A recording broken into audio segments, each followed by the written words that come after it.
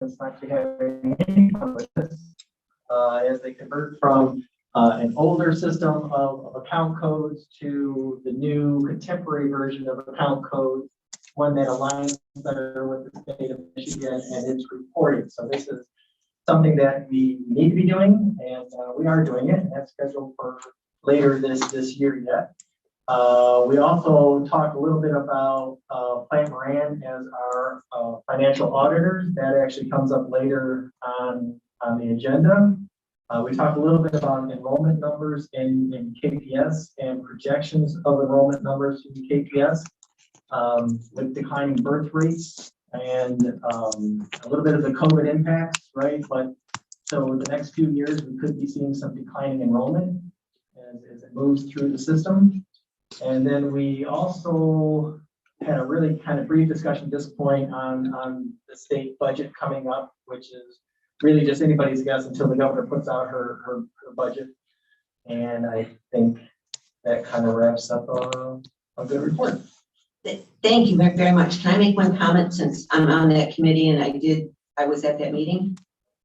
Thank you. I'd like to just say that when Mr. English was making his presentation and talking about enrollment, he gave a figure that I thought was just astounding and really, really resonates.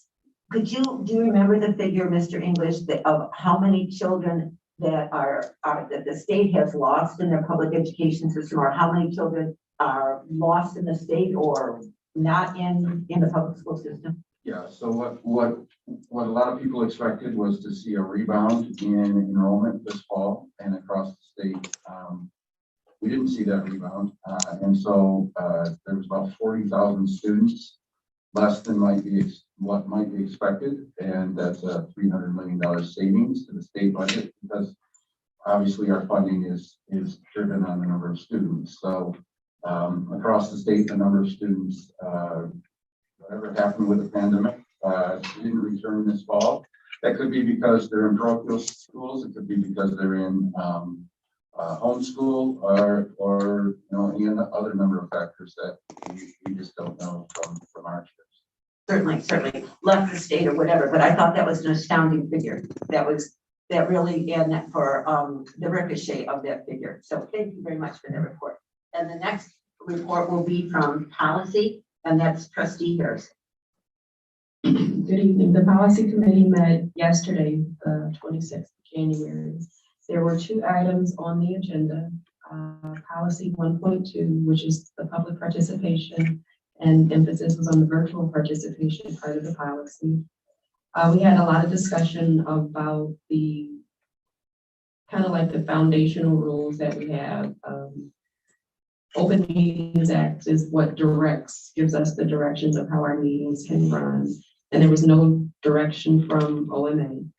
MASB is the Michigan Association of School Boards, and there was no position taken from MASB. I thought it was interesting in understanding the governing rules that there was a part that dealt with that people in the armed forces could participate. And the other thing that we talked about was the infrastructure of the city and the way that digitally the infrastructure of Kalamazoo is set up. It would be difficult for core neighborhoods to be able to receive the same connectivity as people in other neighborhoods. And one of the things that I think is the most interesting about digital divide, or that the way that digital issues arise, is how similar they are to red line issues. And so look forward to living in a community where both of those issues are resolved. We had conversation about the community's desire to be heard as a result of trying to figure out the best way for people to participate. And the suggestion was made to have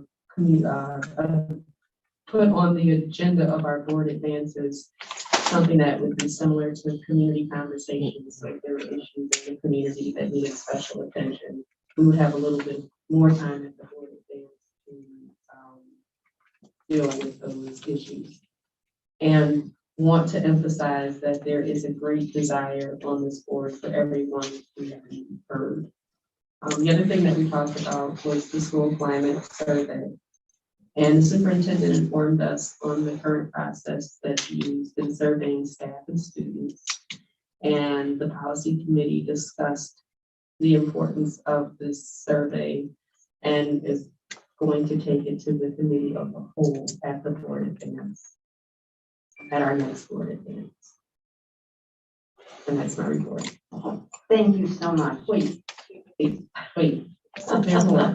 I wanted to say, yeah, page 2, part 1 of 4 different pages. Policy 1.2 is not amended.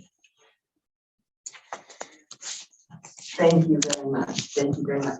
And so that does it for the committee reports. And now we go to correspondence, and that's our secretary trustee, Bill. All right, we received several correspondence through email, and then we also received one through the U.S. mail about school buses and interscholastic sports, and that came from Mr. Jim Evans on 1/21. And that was the only U.S. that was through the Postal Service. Okay, so now to the email ones. On 1/12, Sherry Weber sent an email regarding school board meetings, and I answered her. On 1/12, David Wilson sent an email about air filters in the classroom, and I answered him. On 1/12, Dawn Wright sent an email about issues in our schools, and I answered her. On 1/12, Annie Wentz sent one email about air quality and virtual commenting, and I answered her. On 1/14, Janet Jones sent an email about KPS spending, and I answered her. On 1/14, Kim Miller sent one about leadership in COVID, and I answered her. On 1/16, Sherry Weber sent one about leadership, and Dr. Chowdhury answered that one. On 1/17, Katie Keel sent an email about lack of communication, and I answered that. On 1/18, Martha Huckabee sent an email about upcoming board meetings and for the schedule, and I answered that.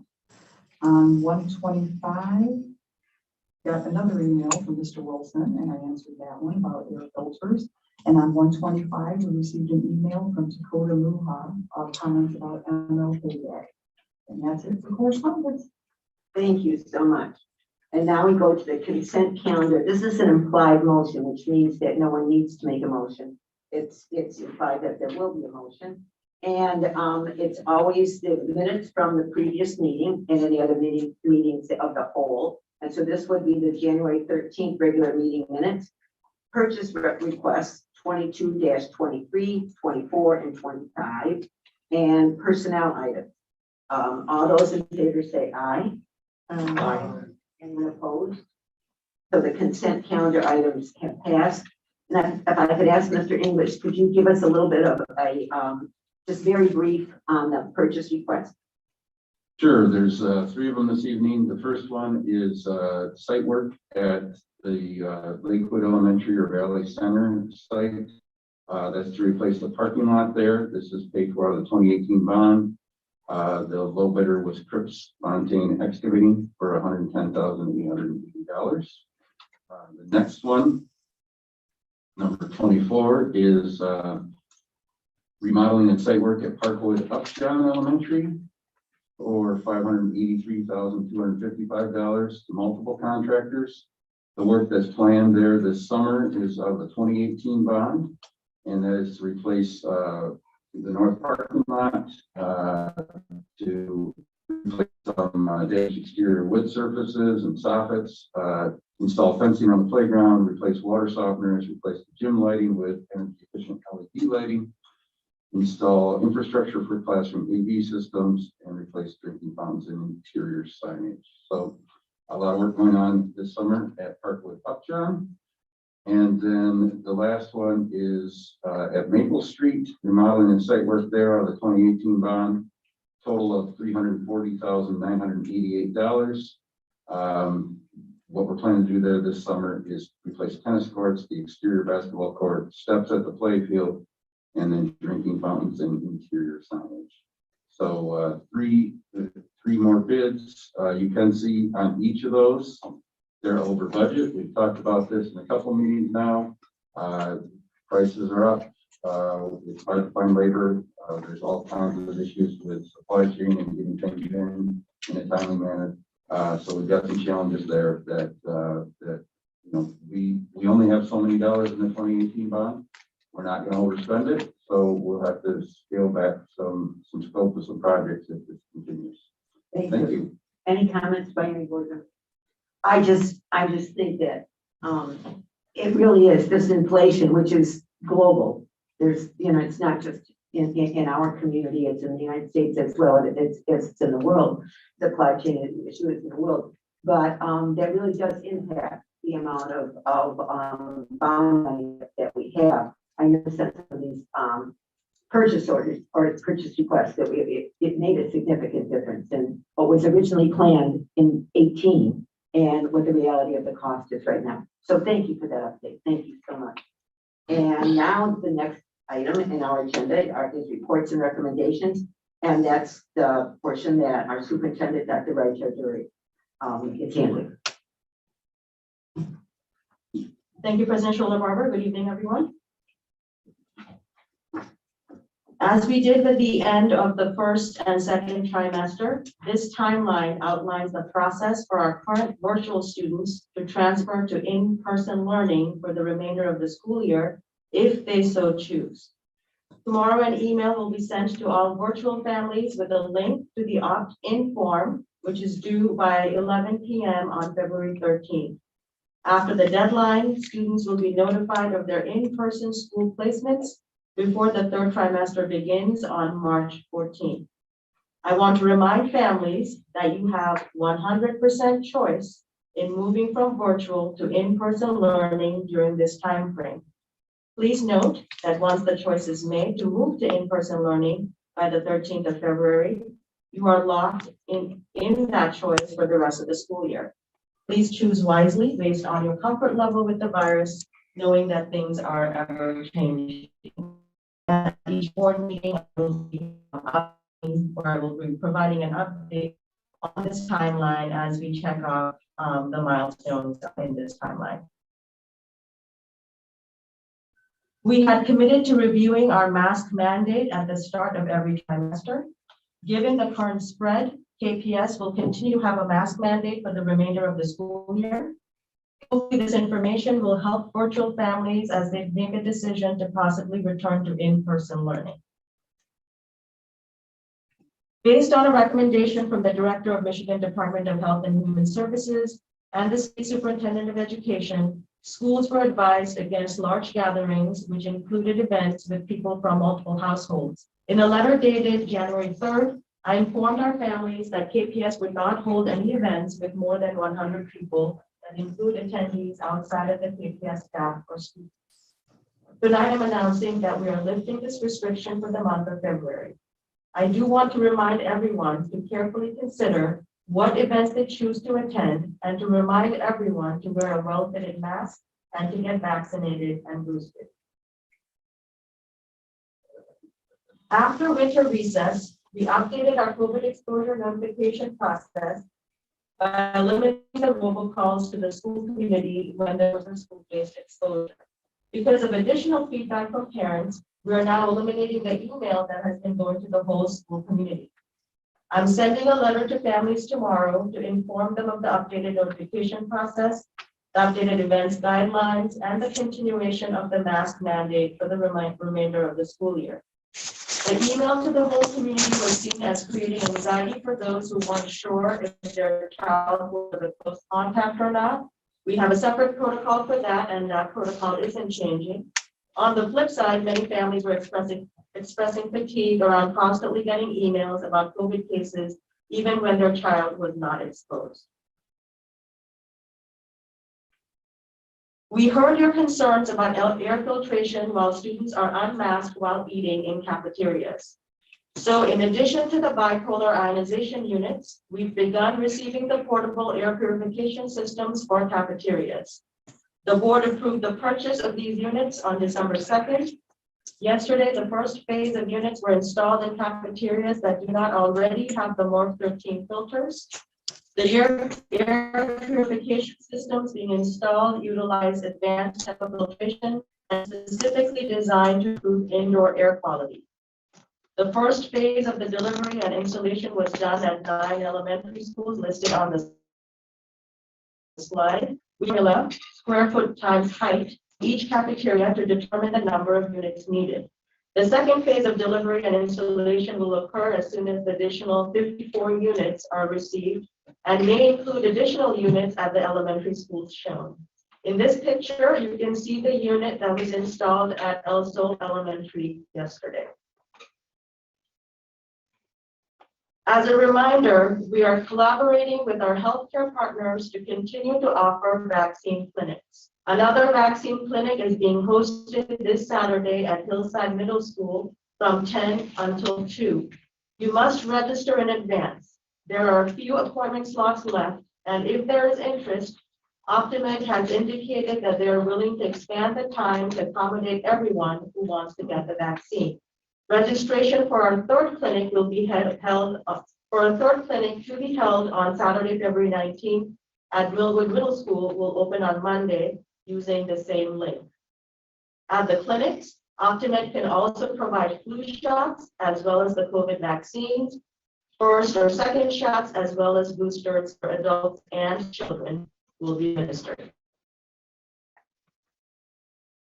Last Wednesday, the City Commission recognized 7 of our extraordinary youth for their achievements and leadership towards racial and social justice. The Social Justice Youth Awards are given annually as part of Kalamazoo's celebration of the Reverend Dr. Martin Luther King Jr. These young leaders were chosen to exemplify Dr. King's values through community service and volunteerism. We read the names of the students from Kalamazoo Central. We have Brooke Edwards, Cameron Moore, Justin Bernard, Brittany Rice, Morgan Scott, and from Loy Norris, we have Jackson Bergen and Jaden Kelly. One of our Loy Norris band seniors, Kevin Settlebauer, was selected as a 2022 All-State Musician.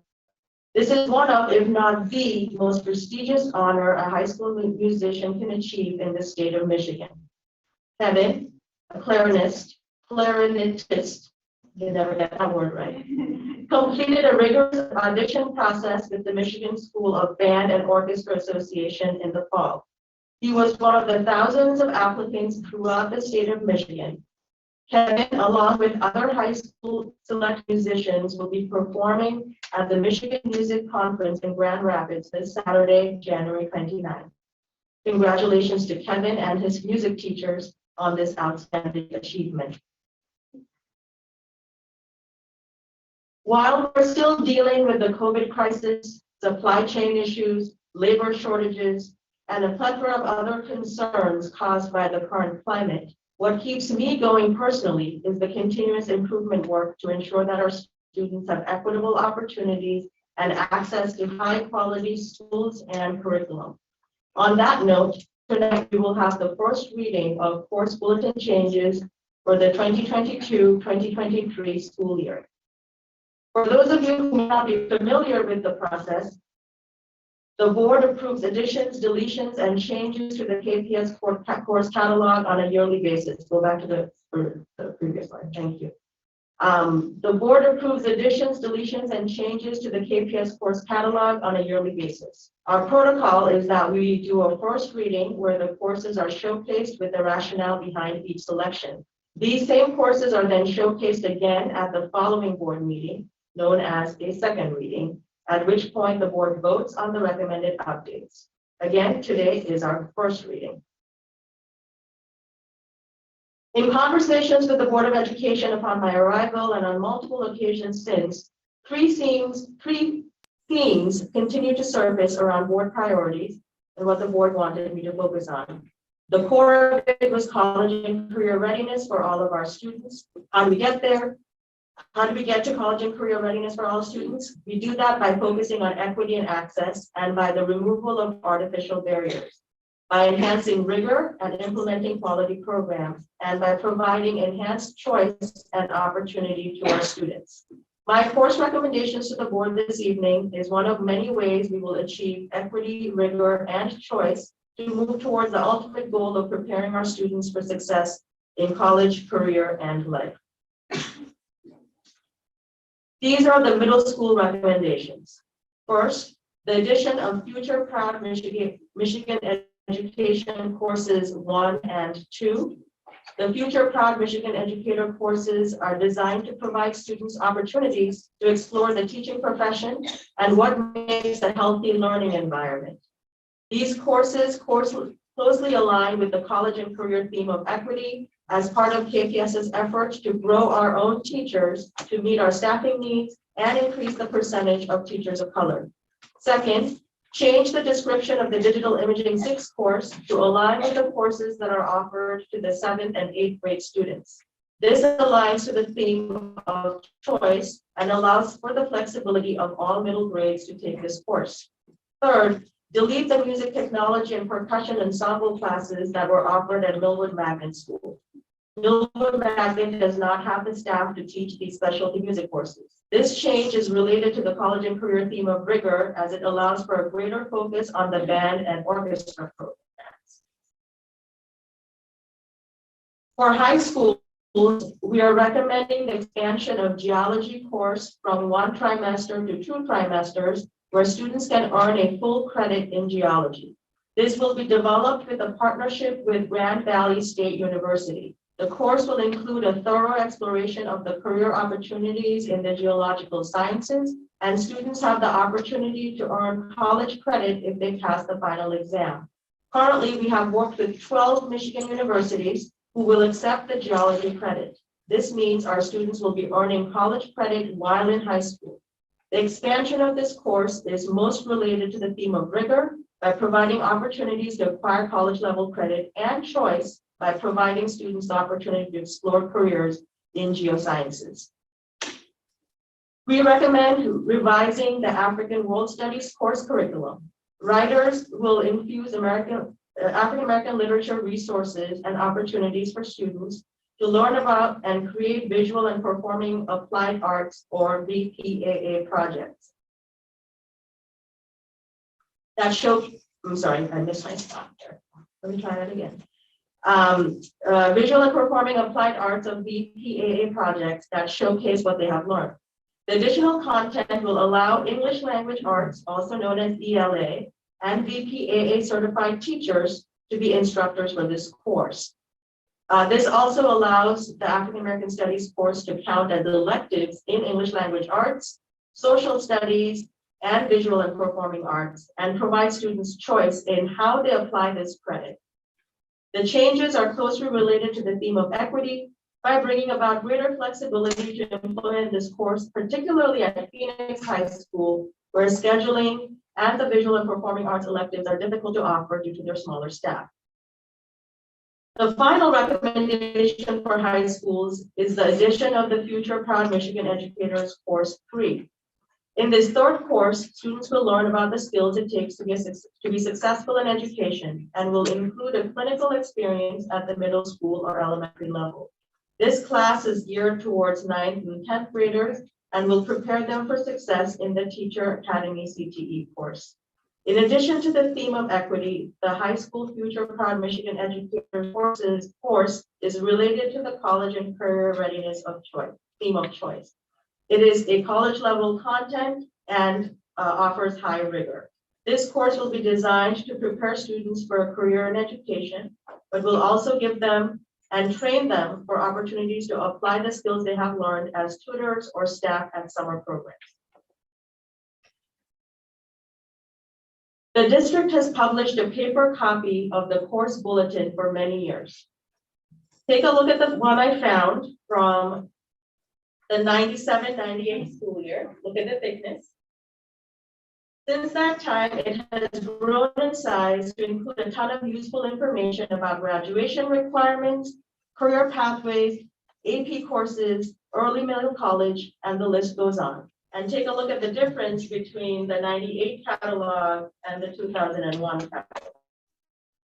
It is a testament to all the hard work that was put into the design of the high schools to meet the variety of needs of children. The paper copy is pretty dense and hard to navigate, and not to mention uses a lot of paper and funds to print every year.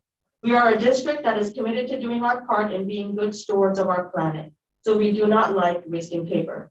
The paper copy also makes this a static document. If something changes or is printed incorrectly, it is like that for an entire year. It doesn't allow us the opportunity to be nimble. That is why we will be moving away from paper copies and instead be directing students and families to the course offerings page, a brand new landing page that we have created on the KPS website. I'm going to take you on a quick tour of the course offering page. First is the landing page. From there, you can navigate to either the middle or the high school pages. We'll look at the high school page first. You can see my letter to students, and when we scroll down, the course offerings alphabetically by content area. Meaning a student doesn't have to sit through the entire course catalog. If they're just looking to see courses in mathematics, they can go up a little bit to the, if they just want to look at courses in mathematics, they can go directly to mathematics and click on the mathematics link. Let's look at science.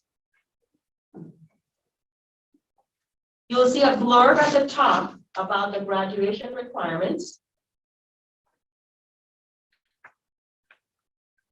and a list of all the course offerings, including advanced placement science courses. You can see the other content areas follow a similar pattern. And then if we go back to the math page, on the left side, and I'm just toggling back and forth because it's fun, because Susan's doing it, I don't have to do anything. You go to the math page, on the left side of the high school page, there are many helpful links to graduation requirements and unique programs and services. Going back to the main high school page, you will see the contacts for the schools on the right-hand side, as well as the school name links and link out to the actual school. So the paper copy doesn't allow for that. The interactive website actually allows the students to email the counselor directly as they are engaging with the electronic course catalog, and directly have a communication with their counselors while they are thinking about what courses they want to take.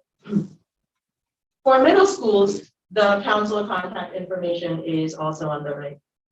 We have plans to continue to update this site with additional information, including information about CTE programs, career awareness tracks based on these different courses. Although we are primarily replacing the printed course bulletin booklets, we will print a small quantity for the counselors to have on hand. President Scholler-Barber, this concludes my recommendations for changes to the 2022-2023 course bulletin for the first board reading. I will bring this back at the February 10th meeting for a second reading and vote. I will now hand it over to Casey Sledge, our Executive Director of Instructional and Informational Technology, to help us understand our computer and Chromebook replacement cycles. Thank you. If I could just stop at this, if the chair could ask if there's, since we just presented this, if there's any board members of the information and then the board member, Kevin, just so you know. I want to comment that I'm really pleased that we're doing the following courses with the future Michigan education courses. I know we started down that path a couple of years ago when Sheila Dorsey was helpful, working with Western Michigan University, but it was kind of for the older students, the students in the later years of high school, you know, juniors and seniors. So now we're bringing it down to the younger kids to get people interested. It appeals to me because when I was in junior high, I did candy striper. Who's old enough to know what that means? Anyways, a volunteer in a nursing home. So I ended up becoming a nurse after I graduated from high school and went off to college. So I think it's something that appeals to you. You know, it sticks with you. You're drawn to it, and I think that's really nice. Plus, I like all the science courses in there. The revision of the African American studies that combine reading with writing with movement, and I think that appeals to a lot of kids who can't sit still to understand. And that's all I have to say. Just thank you for Is there trustee Mayor? Yeah, similar to Secretary Hill, what she had to say about the future Michigan Educator courses. I was really excited as a teacher myself. Like I love curriculum stuff, so I was excited to hear this presentation. And I really like that we're starting early at the middle school level because, like, unlike Secretary Hill, I didn't know I wanted to be a teacher when I was younger, and I thought that teaching was probably like an easy career to go into, and I was so wrong. But like if I had had that opportunity earlier in my schooling, I think that I would have just so much earlier and really been able to like dive into it then. And I love that we are creating pathways to create our own teachers and setting up for success to get more teachers in our district to reflect our student population. I think that this plus the KPS WMU teacher residency program that we already have is both of these programs are doing different kinds of work, but doing the work to grow our own teacher force in, times right now where as an entire nation, we are severely short in our teacher workforce. So I really love that. Also, just wanted to say thank you to those who put in all the time. I'm sure it took so much time to get all of the course catalog online. It looks super accessible, easy to navigate, and it looks really nice. So thank you for those that took the time to do that. Is there anyone else? I would just like to move in a little bit, and I too, everyone knows, I think that I was in the classroom for close to 36 years at the high school level, so these educator courses were amazing to me. Harkening back to the Candy Striper, there used to be programs like Teachers Associations and things like that, and so I think that I love that this is real, tangible career experience. And starting in the middle school level. And I think that is just really a great foresight. I know in the late 50s and early 60s, when there was the race for space and Sputnik and those things, there was a real push to do those kinds of things because they were really trying to grow math and science teachers.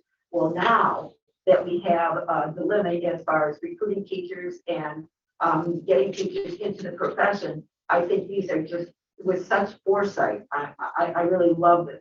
Along with that, I love the idea that I know that we're very CTE and vocational and skilled trade oriented. I know that's very much the flavor of the day, but I love that a lot of these courses too will expand, not only complement the CTE or early middle college, but they also will keep children in the academic. I too am very excited about academic development and keeping the rigor in our classroom.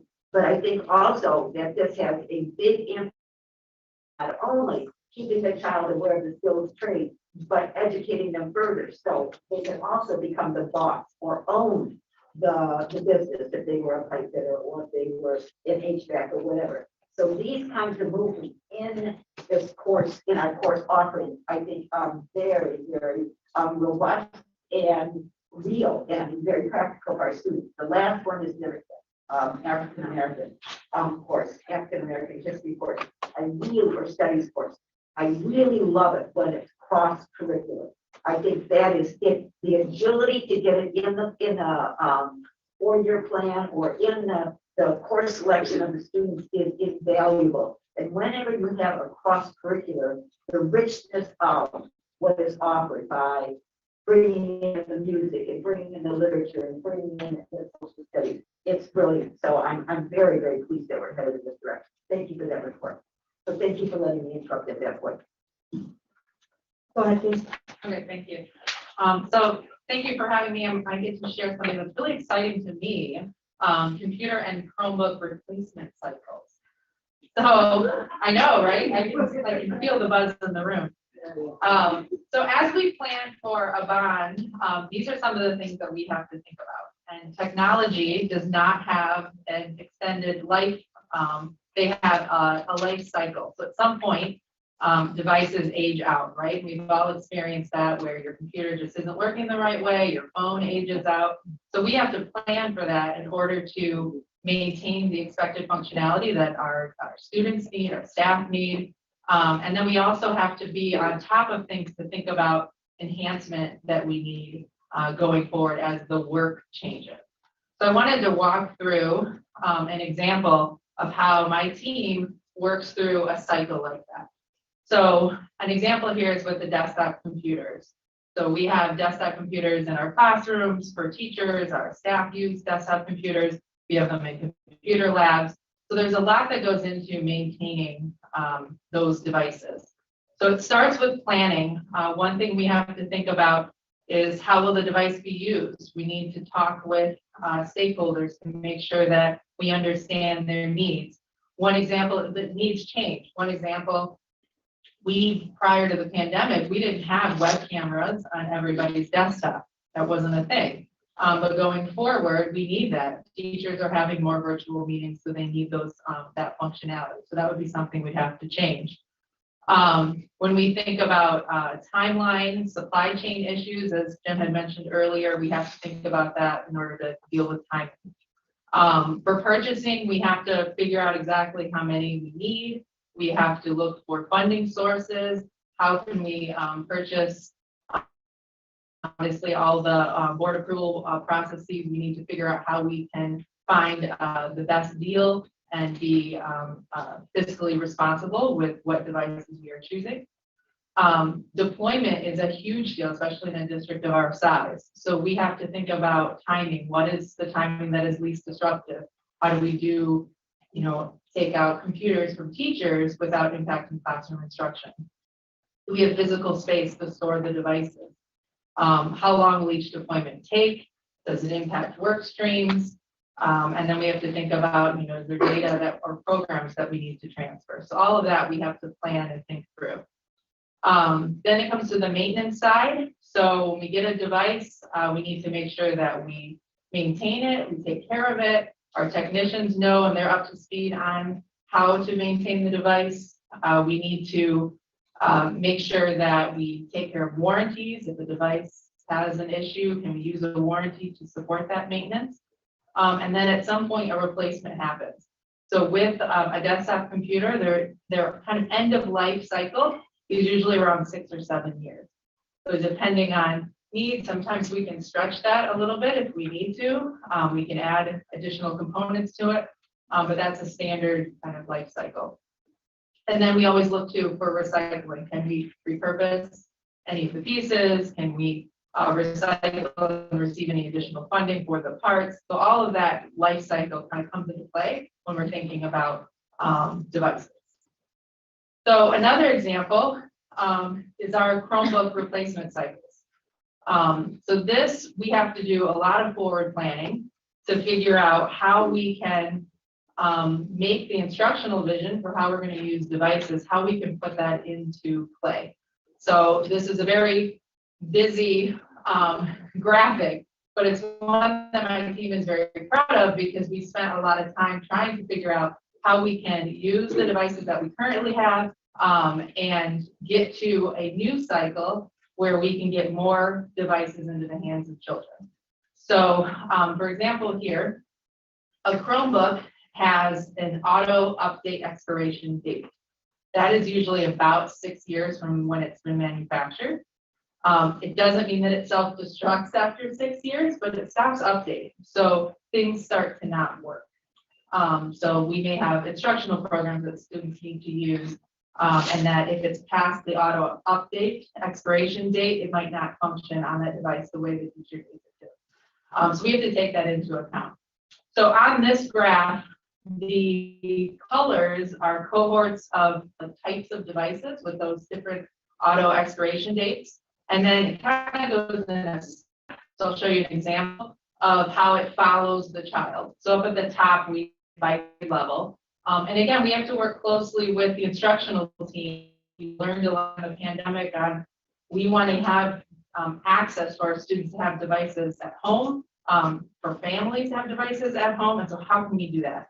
So one example here, starting next fall, if you follow the little arrow there, so that would be next year, that would be one group cohort of devices that we would give to our first graders. And then next year, those devices would follow the student. So now they're second graders, then they're third graders, then they're fourth graders. Then after that 4-year cycle, so we're trying to get to that pretty cycle, It would go into a loaner pool. The student would now be heading into 5th grade and they'd enter into another 4-year cycle with a different device. Loaner pools are really important because we have new students coming in. We want to make sure that they have a device. Things happen, things break, things get lost. I forgot my device today. I need to have one to use in the classroom so I can take my assessment. We have to plan for all of that to have that little bit of a buffer. And then they would age out of the loaner pool. So once they stop updating, then we can recycle the devices. So that's an example of kind of how we have to forward plan. So this is thinking through in 10 years, how can we support this? How can we use what we have? So you'll notice the steps with the colors work nicely after we get a couple years in. Up at the top, it's a little messier because we have changed kind of gears in how we are using devices. So that, I just wanted again to share a little bit about, again, that's just a small piece of what my team has to think about when we're getting ready for a bond, and how we can plan out for multiple years. And we're really fortunate to have a community that can support us with that kind of long-term planning. So any questions on kind of that piece? Trustee Hill. All right, since we have some students in the audience, I'm going to pull up something that came out last week when Mr. English was giving us an update on the bond. And I roughly added up quickly in my head how many different types of computers, not all the same one. Right. But the total number of computers that we're like looking to purchase is almost 10,000. Yes. So it's Just so the students realize the district buys 10,000 computers. That's amazing. It's a huge number, and we have to maintain them and update them and make sure that they're all working properly so people can use them. That's a huge group of people. So hands off to the ID department. Thank you. Any other comments by any of the? I just would like to say hats off again. This is the logistics, and I love the educating us, educating the public about. We give these reports and we just assume, erroneously assume that people understand or people know. And without this kind of detailed, step-by-step explanation, it really doesn't make the impact. But when you do it in this fashion, it really lets us know not only the work that's being done, but the responsibility and the careful and practical planning that's being used. And the concern in this, we cannot have this fabulous course offering without this component. And I think these presentations really show of running the district, especially when you're talking 10,000 computers and 12,000 plus students. It is an organizational feat to get this accomplished. So thank you very much for that. Can I make one little comment? Certainly. So I installed a new computer at work yesterday for someone. I think it took me. So not only do we have 10,000 computers, we probably have 5 hours. Correct. And make them just have the basic stuff that we want them to have. Yeah, Which it's not magic. It is not magic. And 5,000 hours, I ain't gonna do the math in my head, but that's a lot of weeks just to get them up and running. Wow. And then maintenance hours on top of that. Correct. Right. So lots and lots of. There's never a break. What are you talking about? Yeah, Yeah, just really wow. The care, I really appreciate the careful planning that you and your team have done to really maximize the life and the benefit of the computers. Because I think it's really easy just to make the assumption of like, oh, I forgot my laptop. I can just have any laptop. And the fact that you all have thought it out so precisely down to like a very pretty color coded science. And like, I love the color coding. President Schiller Barber called it an organizational feat. It sounds like a nightmare to me, but I appreciate the work nonetheless. So thank you for the great presentation. Thank you. Thank you very much. And Mr. English will now give us an update on labor market trends, something that has been in the news constantly, not just a Kalamazoo issue, not just a state issue, and not just a national issue. So we really want to educate the public on what we're seeing and where we're headed so that we have a more well-rounded understanding of the issues that our district is dealing with, which is just a very small part of issues nationally in every single industry and sector. Yes, thank you, Dr. Ray-Chaudhary. That's a perfect intro. Some of these graphs get a little nerdy economists. So I apologize for those of you who aren't amateur economists. I'm not either, but we're going to look at a few different graphs here, a few different things that I didn't put these together. They're very well done. And show the picture. We'll start with nationally. So what you see here is this is a slide off a presentation I heard just last week. What you see is over the last several years, this goes back all the way to 1992 for the unemployment, the number of people unemployed. That's in red, the number of people that are unemployed. In blue is the number of job openings, and that was only started being tracked around 2000. And then green is the number of people that have quit a job. And you can see the shaded areas are during recessions. So you see unemployment go up during recessions. We saw that go up significantly in the short recession that started when the pandemic started. And so that's that big spike in unemployment we see in red. But what I really want to call your attention to, now that I've gotten you familiar with the data, is what we see right now is very rare over the last several years, decades. We have more job openings than unemployed people. And this is a challenge we're seeing on the ground every day at KPI. And but it also, as Dr. Chaudhary said in the intro, it's a national challenge. So there's 4 million more job openings right now than unemployed people. And one of the questions that you might be asking, I would love for you to be asking, is what happened? Why are we in this situation? And what we're hearing from the experts on this is a few things. Number one, with the pandemic, we saw a number of baby boomers leave the workforce because of retirement. And so they might be retiring a little earlier than they expected because of the effects of the pandemic. They might be retiring because of concerns over getting COVID and the potential serious effects. So we saw a lot of baby boomers leave the workforce permanently. And as you know, baby boomers are a huge part of the population. And so we're seeing some of that, but some of them are retiring because the stock market has done very well. And if you're close to retirement, you realize this. You're watching your portfolio, and at some point you think, you know what, I got enough money saved. I can go ahead and retire. The stock market has done really well since April 2020, and so we've got a number of people that were able to retire because of that. And then another thing that isn't talked about as much is daycare is hard to find. It's been hard to find. It's even harder to find. We see it with employees where their daycare is shut down and now they're scrambling to figure out how they're going to take care of their kids.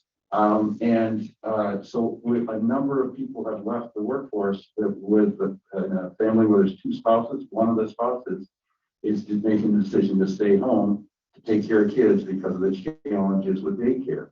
So all of those factors together mean we've got an issue.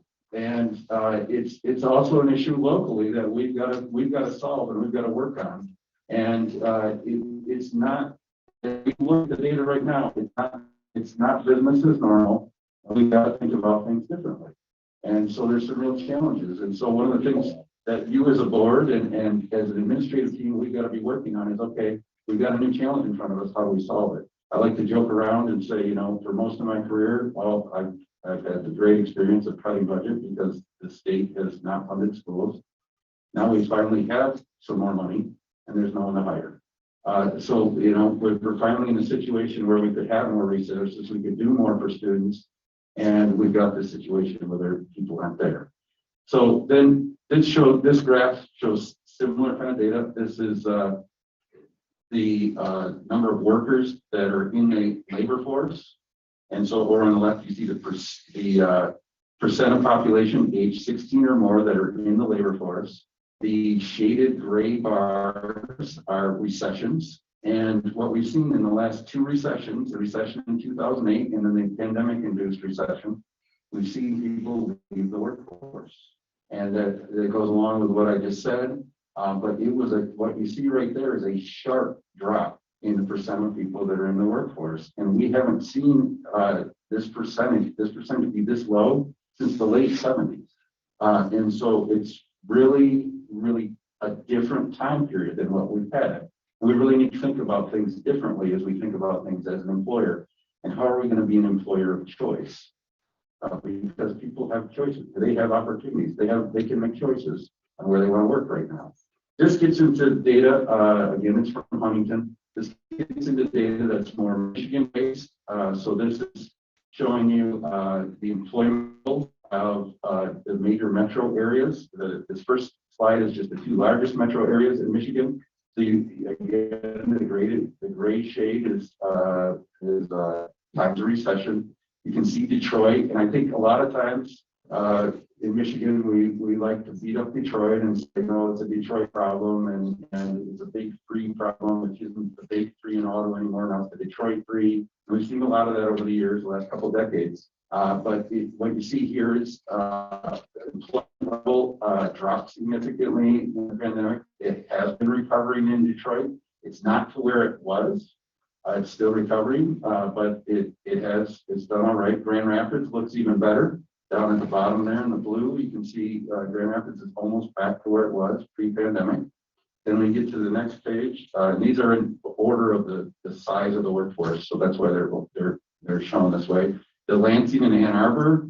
Now, Lansing and Ann Arbor and Kalamazoo, I would call your attention to. There's some similarity there. All three of those are in one way or another college towns. And so it's interesting how that does impact the labor force, especially during a pandemic.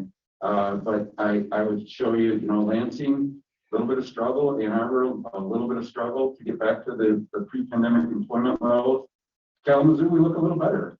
And that's great for Kalamazoo. We want the Kalamazoo, but that means it's more challenging to find employees. And so this is just data to put at your fingertips so you have a little understanding of what we're spending on the scale. And then we got to figure out how to solve it locally. Then we're going to jump into, everything so far was total workers and employees. Let's take a look at teacher preparation and take a look at where teachers, where our workforce is at for teachers. And obviously we employ more than just teachers, but teachers are in the classroom, and teachers we know that putting a good teacher in front of students is the best thing we can do to help students learn. And what we see here on this is K-12 enrollment. So this shows basically the last decade. K-12 enrollment is down 9%. A lot of that's due to birth rates, okay? Migration, but really a lot of it's birth rates. You can see teacher prep enrollment in blue is down 56% over that same time period. And you can see teacher prep completers, so those who actually complete the teacher prep programs in our four-year universities is down 59%. So it is, as we look forward, I would tell you, I really feel like, I have a crystal ball, but I feel like this is perhaps your number one challenge as we look at the next decade. We have got to think differently as a school district as we think about recruitment, retention, and how we're going to be an employer of choice. And so, we talk about strategy, we talk about where we're going and thinking about. I would urge you to think carefully about, okay, what are we going to do when we think about this data? To me, this is scary data when you see that kind of drop in the number of teachers that are entering the workforce, especially as we think about baby boomers retiring, which is a large population of our current teachers. What we see here, Michigan's teacher shortage started long before COVID-19. I feel like I should say that 3 times so everyone hears me. This is not a COVID-19 issue. COVID-19 may have made it a little bit worse because some people retired, but the teacher shortage we see here, teacher preparation completers per year, 8,000 back in 2006. In 2019, 2,300. That is an enormous decline of 71%. So I do think we really have to pay attention to this data and think about where we're going as a school district, because you're leaders in the school district, and we've got to be forward looking. We can't be backward looking. We've got to be thinking about where we're going. This also, and none of this, I'm sorry, the economy is great, that's good, but a lot of this doesn't make you feel good about the problems we've got to solve. This one might make you feel the worst. As much as we, I'm not here for good news, sorry. So this shows that this is, we like to think about things as national problems, and there are some national problems, but when we look at the largest decline in teacher prep completers in the nation, we're leading the way. In the state of Michigan, we're leading the way. And, you know, I can get on my soapbox, I would love to for about a half hour and tell you why. It's got a lot to do with not investing in education for the last generation, with all the budget cuts and not keeping up with funding hasn't kept up with inflation. And so, you know, young people see that, they're encouraged not to go into the profession, all kinds of reasons. But we're leading the way in this teacher shortage issue, and we've got to think about things differently. And we're, as a state, we're going to have to be on the leading edge for solving this because of where the data's at. And then one other thing I think goes along with this, school funding. And I've been guilty of this as well. This school funding right now, we heard good news in the State of the State address last night. The governor said that her proposal for budget next month is going to be the highest per pupil increase or highest education increase that we've seen in more than 20 years. That's great news. Thrilled to hear that. But I think we need to look at the data, and we really need to look at it carefully. Well, we're at an all-time high in terms of the amount of funding. When we adjust that funding for inflation, we're not at an all-time high. And this is what this graph is showing. So that solid line is showing the actual funding in millions of dollars. So it, you know, way over to the right, the upper right, we're looking at about $16 billion in funding for education, okay? But the dashed line shows the inflation adjusted figures. And while we're certainly appreciative of the funding that we've seen from the federal government and from the state in the last year, I want you to see that our funding level, when we factor in inflation, our funding level is about where we were in 2004, and it's lower than it was in 96, 98, 2000. So while the total dollars are up, our purchasing power is not. And this is why we're having a conversation with the public this fall about what are we going to do about our facilities? We need the bond funds, because it's real easy to look at it and say, well, they got more money than ever. But the truth is we got real challenges in attracting employees. And I'll just say it, we're going to have to pay more in a lot of instances to have quality people working at KPS. And I'm not supposed to say that. I'm supposed to be on the other side of things. But the truth is, we've got to think about this differently. We've got to solve this problem, and we're going to have to look at paying more. And at the same time, we don't have higher purchasing power than we've had in the past. We've got more dollars, but we don't have higher purchasing power. And that means we're going to have to prioritize well and think about some things differently. Mr. English, is it safe to say that that dotted line, although adjusted for inflation, is probably lower because now things just cost more because of pandemic-induced crisis around supply chain and labor shortages and just costs going up? So would it be safe to say that what we're seeing going into the 22-23 school year, that is actually even lower? Absolutely. Given the situation that we're in. Absolutely, because when this was put together, it's, you know, that data keeps coming in for where inflation's at. We're seeing inflation at around the 5 to 7% range right now. That hasn't been factored in. So yeah, it actually is worse than we see there. And I think we need to, as a board, we need to be ready when the governor's budget comes out. We need to be ready to advocate for school funding. We need to be advocating for the right kind of school funding. And we need to not be shy about the fact that our funding levels, when adjusted for inflation, still aren't where they were 20 years ago. And we need to make it clear that, you know, some of these same funding issues that we've seen for years are still there. And on top of it, now we've got shortages in the labor pool. If we don't have that funding, it's going to be difficult to attract quality employees. So there's a couple sources with that. I want to make sure that it's clear. I didn't put that together. Very smart people put that together, but I wanted to share that with you and let you know, this is, I feel like, I hope I'm wrong, but I feel like this is really our challenge for the next decade. And we need to go to work and thinking about how we're going to solve it. I want to thank you for that presentation. This is what was the theme of this meeting, educating. And obviously this is urgent. When you present these kinds of graphs and the impact of these kinds of graphs, it really presents the reality, not just a strategic plan, but a reality on what you must base your strategic plan on.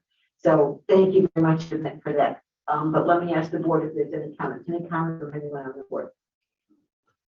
Trustee Jackson. Thanks for sharing out tonight, Mr. English. I've actually been like looking at these numbers myself, and it's been just disturbing. I mean, like, I've been trying to figure out in my mind, like, how do you deal with staying afloat when you're like sort of in over your head, so to speak.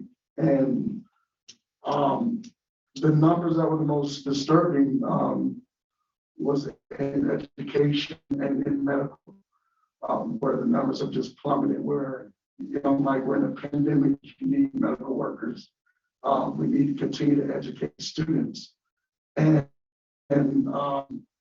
it just made me think about even like, you know, little frustrations we may have about things that are not going perfectly the way we would like for them to go. And here we are with greater problems that we need to really focus in on and give a little bit more grace, because we are in a huge challenge and we have no idea what the future holds for education. We all like to be optimistic, and you know, but we know nothing replaces bodies but bodies. And we're already seeing the high number of shortages we have just in our district alone, you know, that raises concerns. And yeah, I'm been trying to, like, you know, figure this out in my mind, like, wow, well, in my mind goes to the future right away, like, what's going to happen 10 years from now?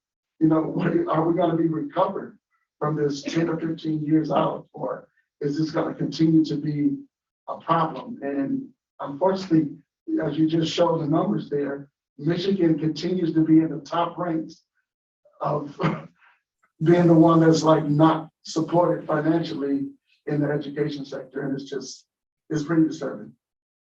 Thank you. Any other comments? Trustee Majyck. Well, thank you for the bummer of a presentation. As thorough as it wasn't the most uplifting. Even just thinking, like, putting some things in perspective, in my own graduating class, I did my undergraduate in special education. And I graduated in 2017 with a graduating class of 21, and the group before that was double. And the group after was 50% of what my class was. And so just seeing how, like, severely it's declined over the years is just very startling. And so two things I'm really eager for is, one, as a board, knowing that one thing we can really do is advocating for school funding from the state, and how that funding is designated, especially towards like at-risk students, and really just advocating for that funding. And then I'm also eager to better understand what we can do as a board to contribute, like, within our realm of bringing teachers into the force. Like approving, you know, these curriculum courses to create more teachers and more interest in the field, but really understanding like what it is that we can do as a board to bring people into the district and to also keep them, because it's one thing to bring them in, but giving them a reason to stay is crucial. So that's all I have. Thank you again. Any Trustee Harris. Again, as everyone keeps saying, thank you for the presentation. I do have a couple of questions. I noticed on one of the slides where we were at the top for being the worst. Is that a good way to say that? The interesting part is that our neighboring states were at the bottom for being the best. So I thought that it was pretty interesting that Indiana is at the bottom, and Ohio is not very far above them, and just wondered what kind of practices they're doing. Indiana obviously is doing something really right because they not really as affected as we are. The other thing that I wanted to thank you for is understanding that in these times, innovation is going to be the only thing that's going to get us out. And so understanding that you're going to have conversations in regards to pay. Also want to make sure that when you're talking about pay, that you also talk about morale and how those things go hand in hand, because it doesn't matter if you pay people $100 an hour, if they're not happy where they are, they're not going to stay. Yeah, I would say, first of all, on your first comment, Indiana does look a lot better than Michigan on this. Not all 50 states are listed. So there are states, these are the worst states. So Indiana is the best of the worst, which, you know, usually for Indiana, I wouldn't even say that. But so, yeah. Yeah, I think some of that, to be fair, but some of that is, as we think about the statistics behind this, some of that is Michigan for a long time produced a lot of teachers. And we were a net exporter, like we were exporting teachers out of state. And so some of it is the fact that we used to produce a lot of teachers, and some of these other states probably didn't produce as many, such as I would put Indiana in that category. So some of it is actually, we used to produce a lot more. Maybe we're diverting back to the mean. Is some of what's going on? Go ahead.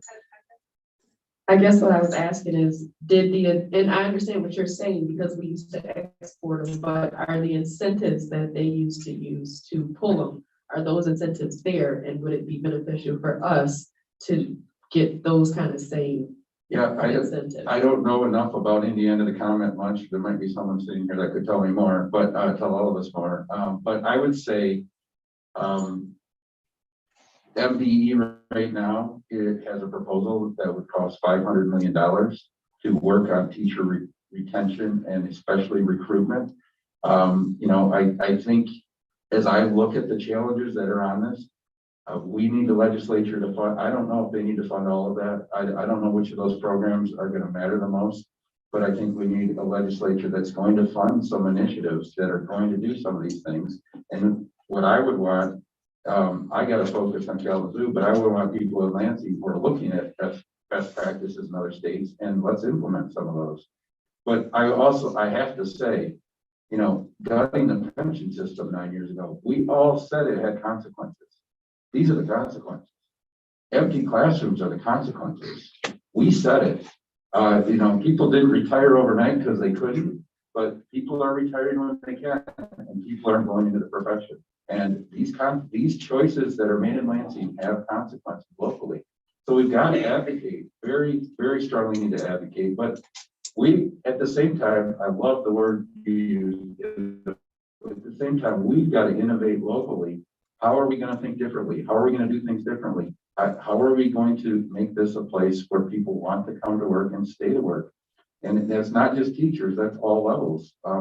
We have 31 openings today for food service employees.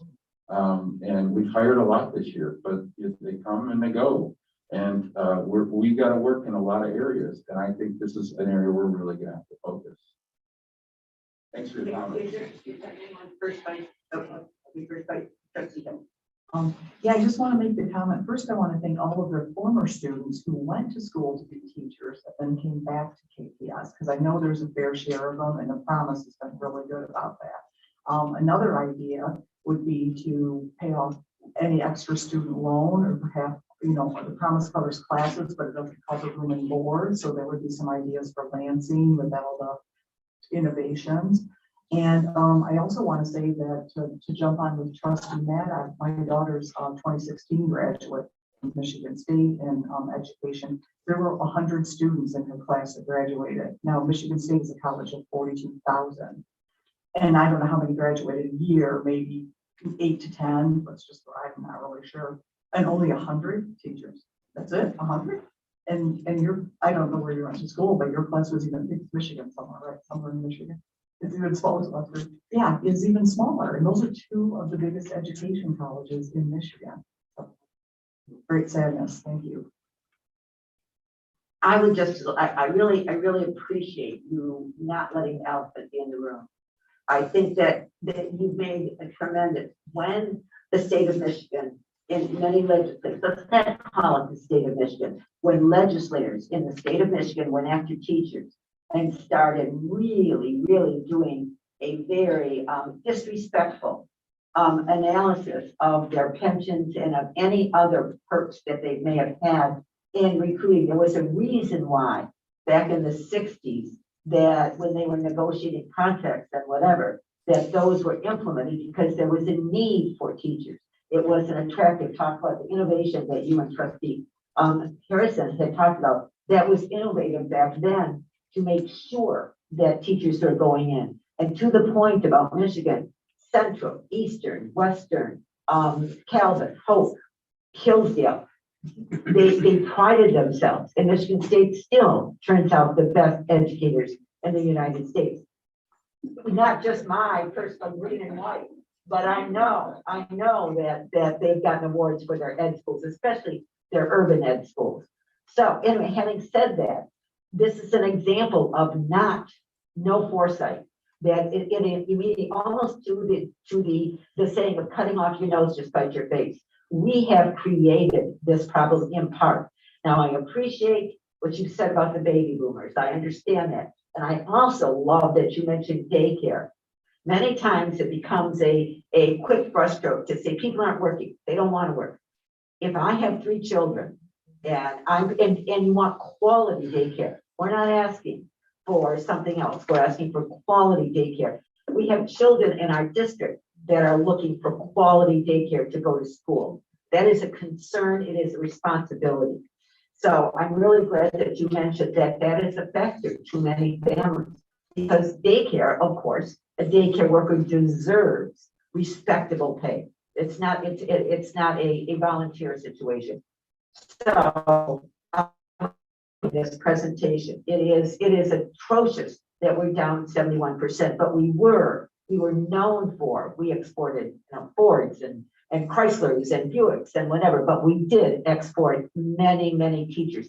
We had many of our schools that had a plethora of out-of-state candidates coming to Michigan to learn how to teach, to learn, and I would put like Western and Central are very much, they've had to do major things to their colleges of education because of this dilemma. So the reality, again, at various levels, we'll go up to 50,000. Those were the problems that started 10 years ago. But the reality is at a 5,000 or 1,000, but we're dealing with this. We must deal with this. And so I think that that's number one, something about be careful who you vote for. And number two, I think it is something that is really giving us quite great pause, because we do need these quality people with our students. The sport is all about students, and we don't need to have just. I appreciate the bill that was just passed that using other people for subs. That is a poor fix. It works now. It is like the fell in the dike, but it is not. We don't want the trend to be that anyone can stand in front of our children, but they need strong education and strong credentials. So again, I love the theme of this meeting, the education, which makes it very much apparent why we're having cancellations, why we don't have bus, why there's lines. Now, lines not just in our cafeterias, but lines across the state. So thank you very much for that. Is there anyone else? Okay, the next item. Yeah, Mr. English, please continue. Yes, I have one recommendation this evening. That is to hire our financial auditors for an audit for this fiscal year. We're recommending Plant Moran. They're the auditors that we worked with for many years, and recommending that we continue with them for another year. Plant Moran has provided a proposal to do the audit for the same cost as this year, which is $89,500. And so I'm recommending that the board adopt this so we can let them know they're hired for another year, and we'll start planning for the end of the fiscal year here soon. Thank you. This needs a motion. Do I have a motion? I make that motion. Trustee Graycheck made a motion to support Mr. English's recommendation that we hire Plant Moran for our next audit. And do I have a second? Second. Oh, I love that. I love that when I get trustee Jackson as well as trustee Harrison, am I right? It is the second. And so is there any discussion by the board? Roll call vote. We'll start with trustee Maddox. Yes. Trustee Gracia. Yes. Trustee Harrison. Yes. Trustee Hill. Yes. Trustee Jackson. Yes. And I vote yes. So it has been passed that Plant Moran will be hired. Thank you so much. At the end of your. That is the end of the superintendent's report. Thank you, trustee Schultz.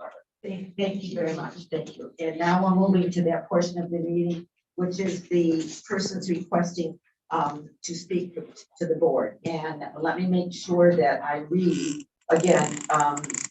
These meetings should be very educational, and I don't know that do I have is policy 1.2 in the packet.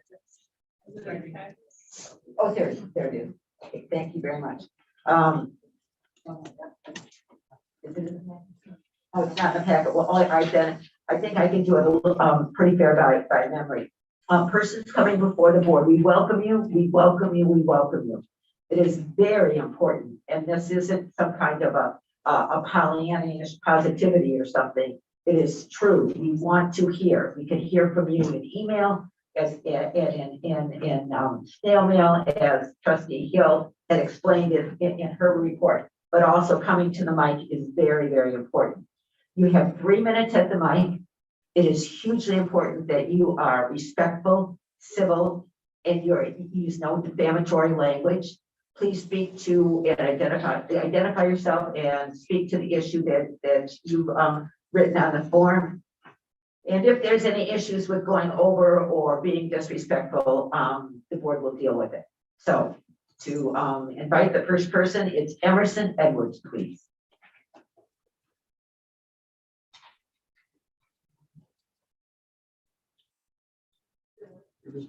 Is green? All right. I'm an unfair student. I'm an unfair student at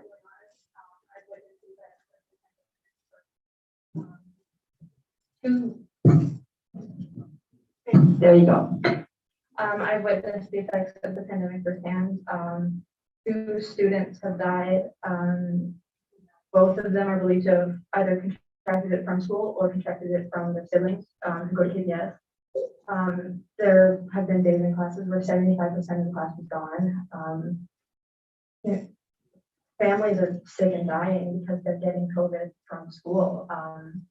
And I just asked the board to feel the anguish and the hurt and the sorrow that we as a community felt. On January 12th, a KPS student died. Tegan Bradford was 17 years old, set to graduate in June of this year. He battled COVID for 2 months and complained to her mother several times about the COVID protocol and buses and in schools. Her mother complained to the transportation department several times. She died, as basically a child. On January 13th, I watched for half an hour as you discussed a survey. I watched as you celebrated a proposal and announced a month congratulating yourselves. But it's not what I did see that's troublesome, it's what I didn't. No one acknowledged the fact that a KPS student died of COVID. On January 17th, on MLK Day, how did KPS celebrate the man famous for his love and use of peaceful demonstration? You didn't allow Casey students to protest. You left Moynark students out in the cold, punishing them for peacefully protesting. You locked them inside against their will. People old enough to drive cars, hold jobs, and vote. For a school that all too frequently says over the announcements how we are young adults, we were treated like petulant children for using our constitutional rights. And on MLK Day, and recently, a 9-year-old died, a child.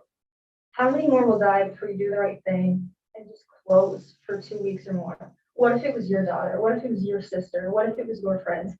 If it affected you, would you be willing to take action then? I'm having a hard time feeling sympathy for the administration. There's not been one mention of all the life shattered.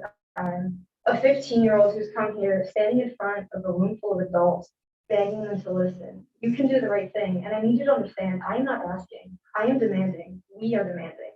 You know what your lack of action has done, and I know you know what you've done. We all know that you have failed to act.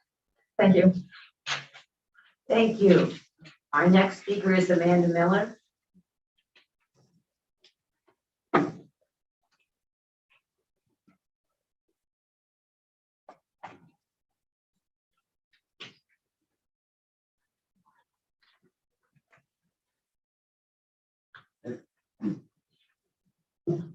Good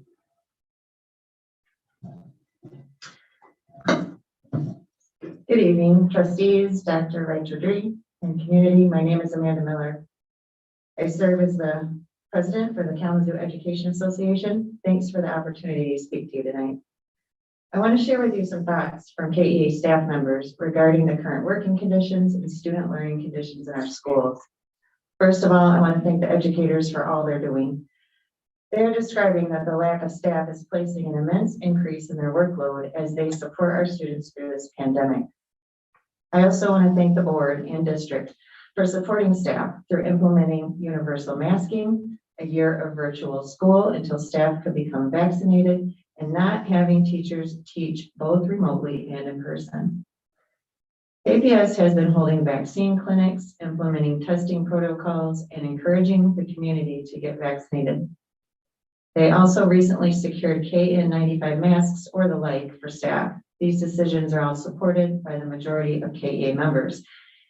KEA is glad to be back in person, but now, due to the lack of various support staff and even teachers, members' workloads have increased to the point of burnout.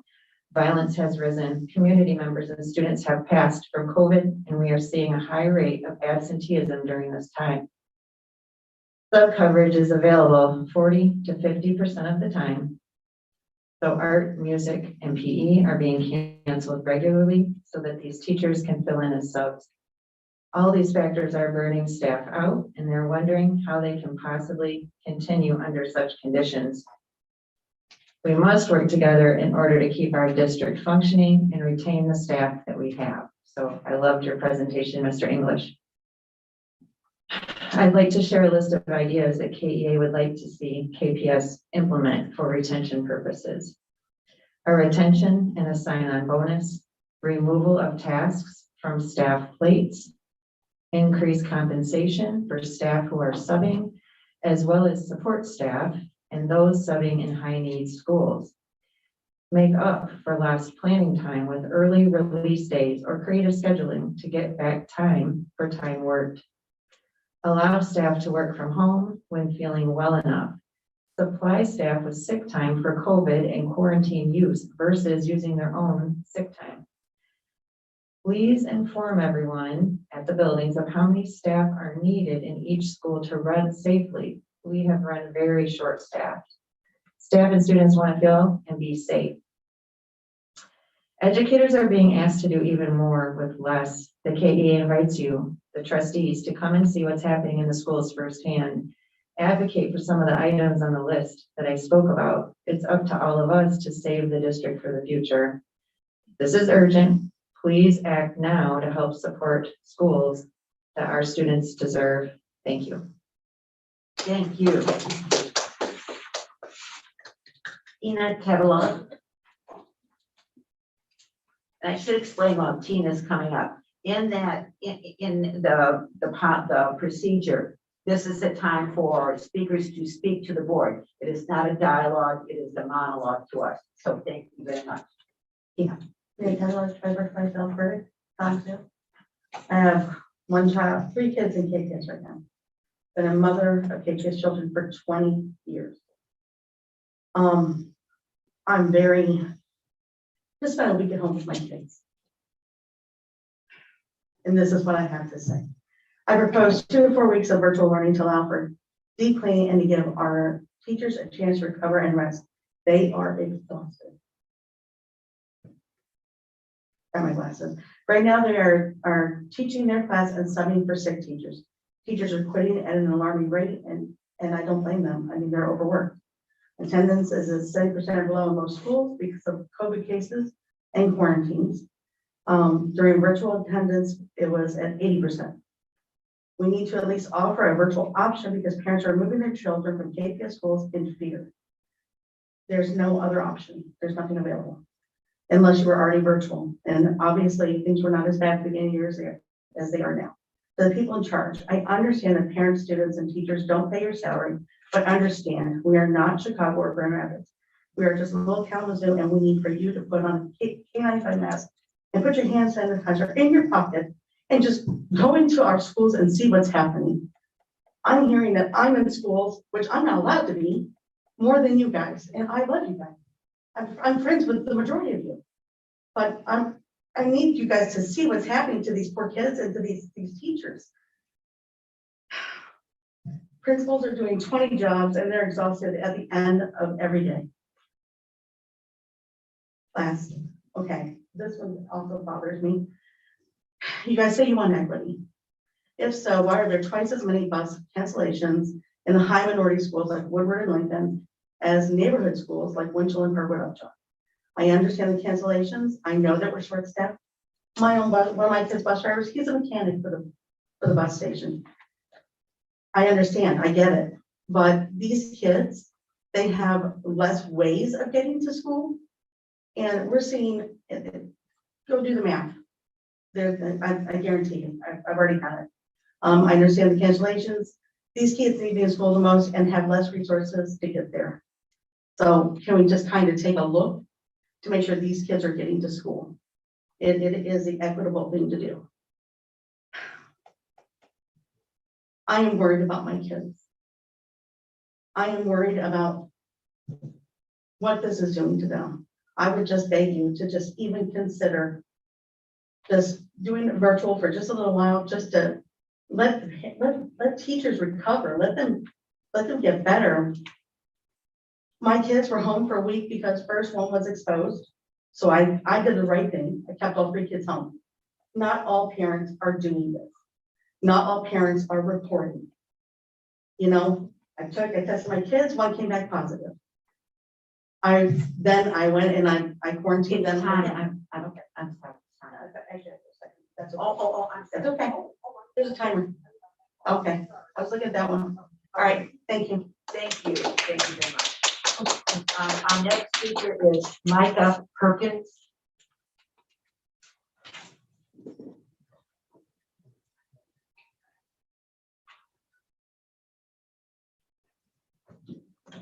Good evening.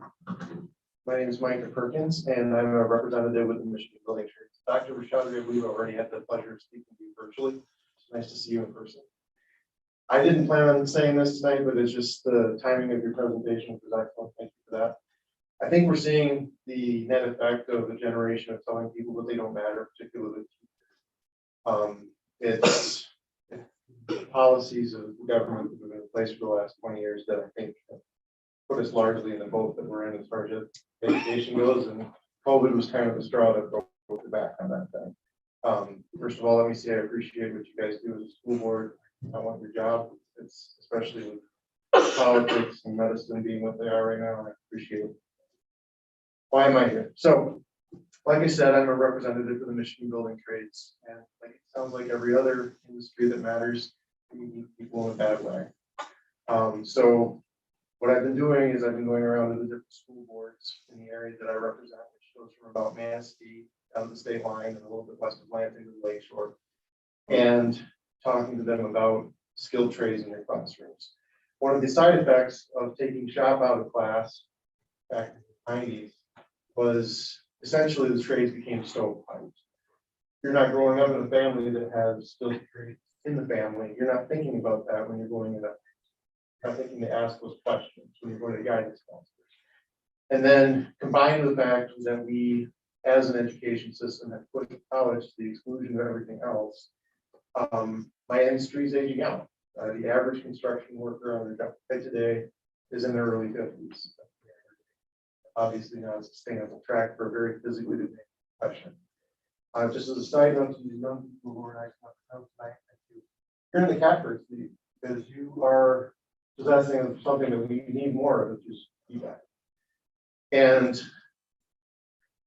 all that to say, we are an industry that offers world-class retirement. We offer a pension, which most places don't anymore. We offer world-class healthcare. And we, in addition, we stack our benefits on top of our wages. So your hourly wage truly is that $30 an hour plus your benefits. It's not $30 an hour minus our 401k, minus your healthcare. It is truly the hourly wage that you get. So, and that leads to my last point. As a school district, when you're thinking about building a building, think about using the union work already to do the building so that that money stays here and doesn't get sent to workers that are out of the community and out of Thank you so much. Majyck D.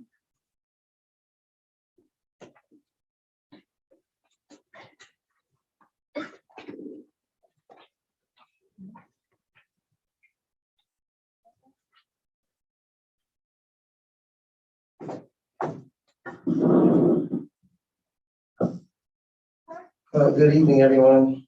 I'm Majyck D, a resident here in Kalamazoo.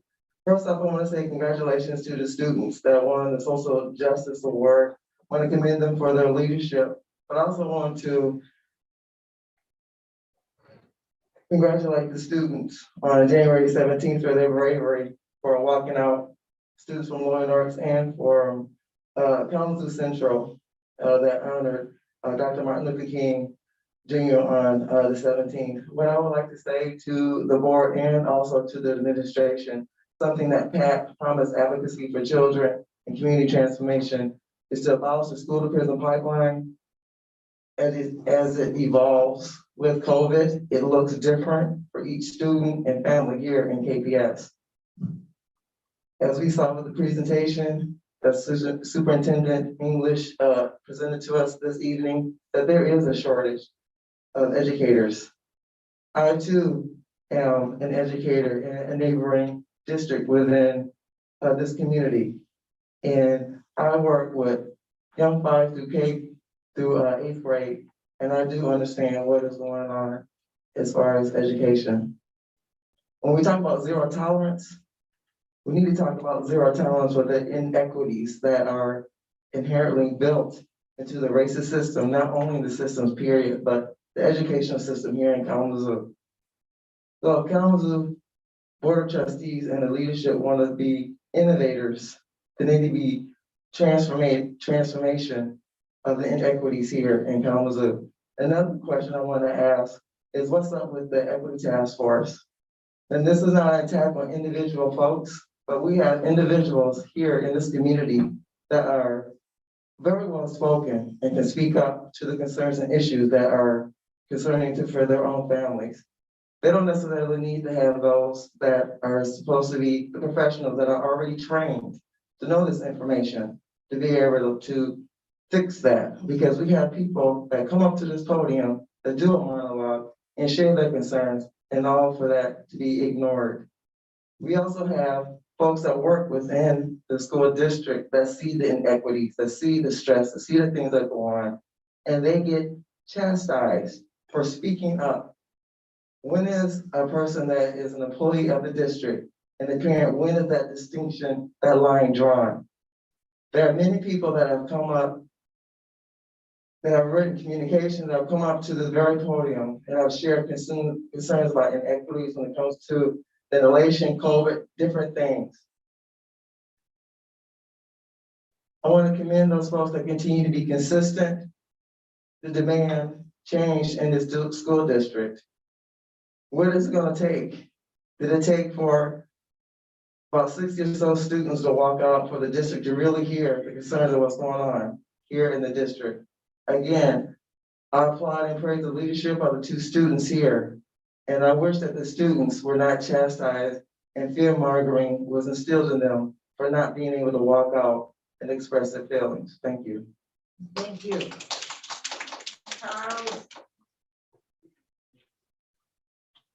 Charles Hannah.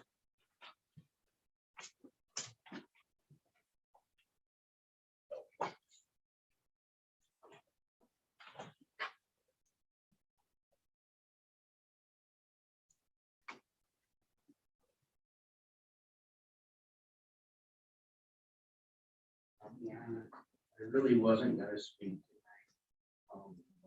After the hearing.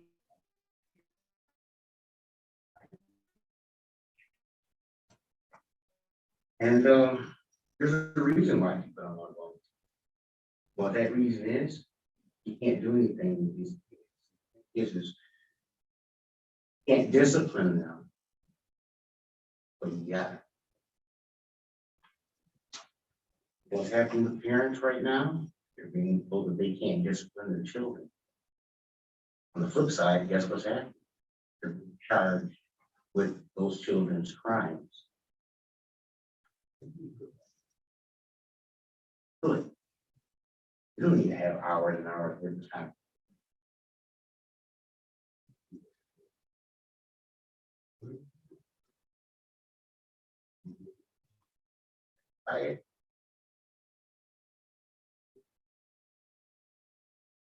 But I want to go into teaching right now, but no.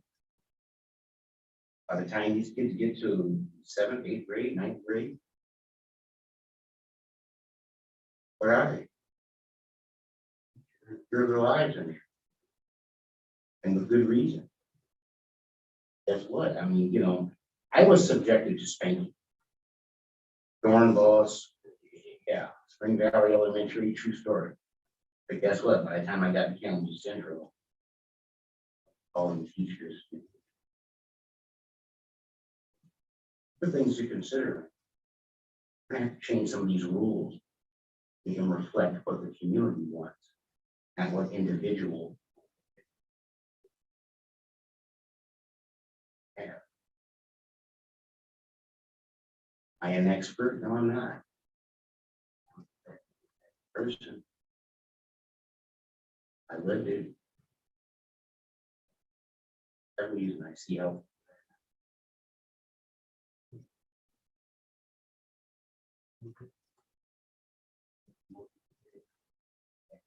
Power to deal with this.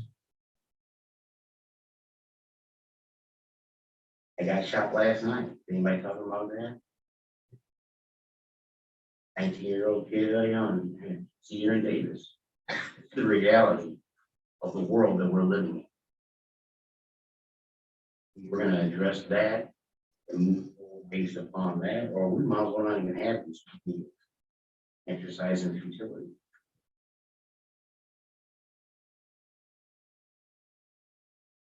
Thank you. Our next speaker is Joanna Babcock.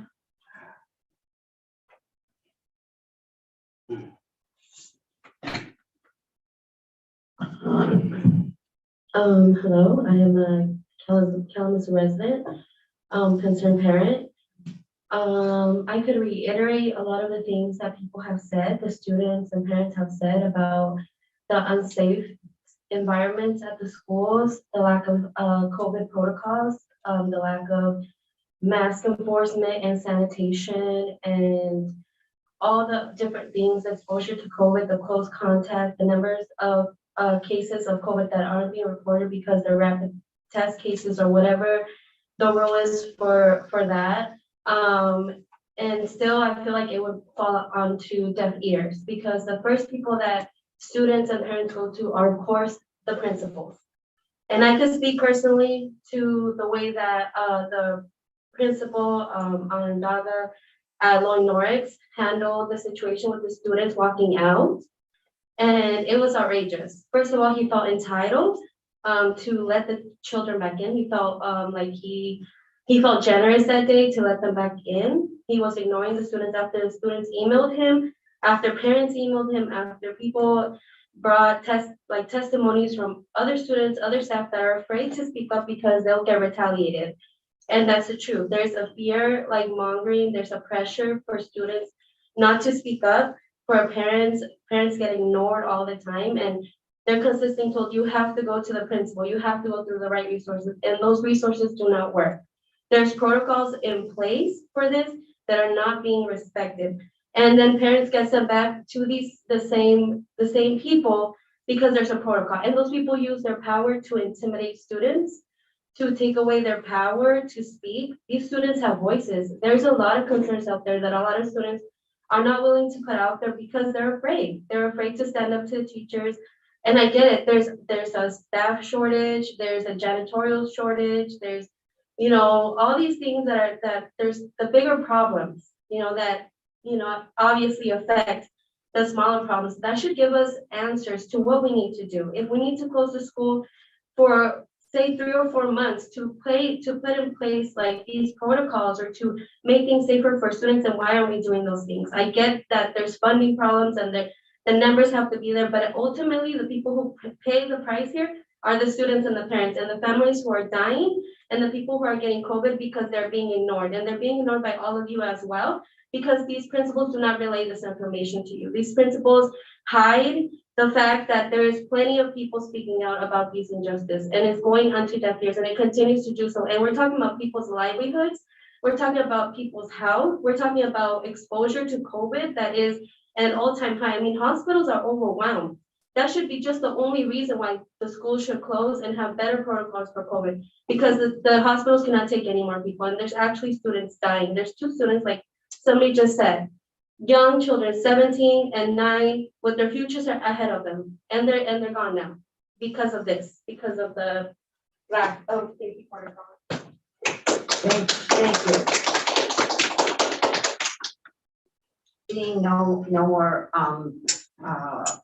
applicants to speak before the board, we go now, there's no other business, and we go now to comments by trustees and the superintendent. So, do I have a volunteer to go first? Everyone's looking down at the normal classroom, would do that. So I guess Jermaine Jackson, trustee Jackson. Sure. I wanted to thank Dr. Chowdhury and Mr. English for all of the presentations on this evening, as well as the one about our electronics. And I just wanted to highlight one thing that I heard mentioned in Mr. English's report tonight, and this kind of ties into the importance of having accurate information, because sometimes we have rumors that spread throughout the district. Sometimes people get their information from a bad source. And I heard him mention about the shortage in food services of like 31 staff. And there was a rumor that was going around a couple of weeks ago. And as a parent, I was getting a phone call about it. And so I just inquired as a parent. And the rumor was that there were students not being fed. All the students wasn't getting fed in the cafeteria. And only to find out that this was not true and accurate information. And of course, when I just heard the numbers tonight, when you talked about a staff shortage, well, it's no different than many of us that may go out to a restaurant, and if there's a staff shortage, then there's going to be perhaps a longer wait before you get served. And so it's the same thing that is happening now. And so I just wanted to acknowledge that, because sometimes, getting the wrong information can be detrimental. And I think it's important that we seek sources to get the right information and not jump to conclusions on just rumor or hearsay. And also wanted to also just mention that, certainly we are in challenging times, we are in dangerous times, and there's a lot going on in our community. There's a lot going on in our district, and I think it's important that we be sure not to point blame to one entity or another entity, because again, we're all in this pandemic together. This is a world pandemic that we all are being affected by. And I think it's important for us to understand that we're going to all have to get through this together. And I understand that if there's safety protocols that needs to be reinforced, then that's important that safety protocols are reinforced. I do acknowledge the importance of the comments I heard tonight. I don't want anyone to think that their comments are falling on deaf ears. I believe that everyone brought up concerns that are important to you and very important to us. I'm a parent first, that I have 2 students in the district at 2 different schools. And there are a lot of things that concern me with my students, but with my children. But most importantly, I am concerned about their safety, and I encourage them daily to make sure that they're following safety protocols. And I think the most important thing that we can do while we're in school and getting through this together, that we continue to, you can't force anyone to follow safety protocol, but we all have to do it ourselves. Parents can encourage their own students before they're leaving for class or for school to do the right thing, to keep their mask on, to follow safety protocols on the bus, in the schools, in order to prevent the transmission of COVID. And I think we just have to continue to focus our attention on getting through this together and reminding ourselves of the importance of, kind of was my train of thought here. Oh, we're reminding ourselves of the importance of us just educating one another, and most importantly, educating our students. I understand that in many situations, I have no control over environments. I have no control over someone else's child. I work in the public space. I deal with youth all the time. I deal with teenagers all the time. And I realize that I cannot force someone to do the right thing, even at my place of employment. But all I can do is encourage them to do the right thing. I did recognize there was something that one of the gentlemen that came to the mic tonight that talked about something that I actually mentioned at the last board meeting, and that is the importance of, I feel it is important that staff should feel empowered. Staff should feel empowered to do the right thing. Staff should feel empowered to follow protocol, to enforce safety measures at all times. There is a lot of violence that was mentioned that's happening in our community. We have to do a lockdown at 2 of the schools on yesterday, something that had nothing to do with the school at all. But I'm thankful for the staff that was able to keep our students safe until that situation was resolved. I think there was even another situation happened with the alarm going off at one of our elementary schools that I got a phone call about today. And I believe that every staff in this district that I have spoke to or listened about reports, that everyone is endeavoring to do the right thing. Everyone is endeavoring to keep our students safe. Everyone is endeavoring to keep our staff safe. I don't think that there's anyone that's endeavoring to do the opposite of those things. And I think that, and this is the last thing I'll say. When we talk about COVID, and trust me, I'm an advocate for safety at all times. But in all due respect,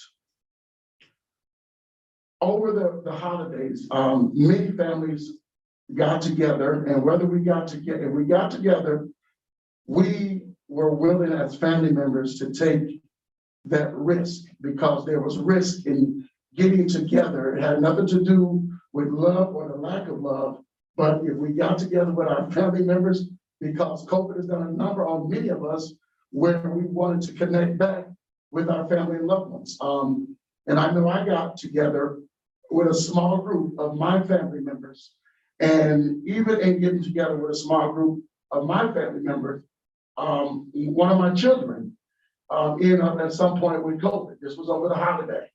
One of my children ended up with COVID, and we were able to keep him quarantined, and we all were able to get tested, and thankfully, none of us contracted it, especially my elderly 80-year-old mother-in-law, was grateful that she did it.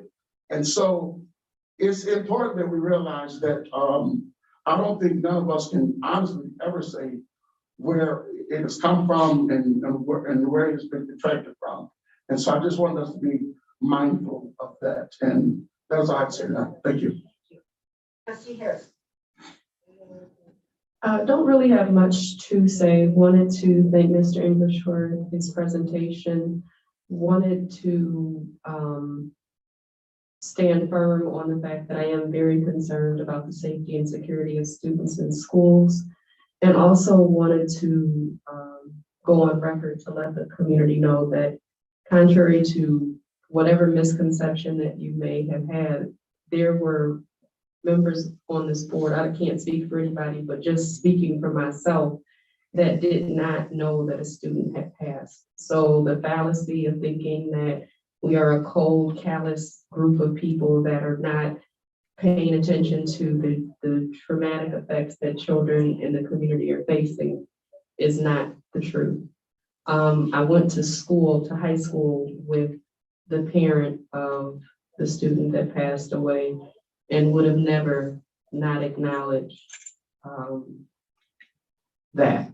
So just want to send my condolences to the families that have lost children, and wanted to also let the community know that if a re-evaluation of the sanitary protocols that have been in the schools need to happen, maybe that's a conversation that we as a board need to have.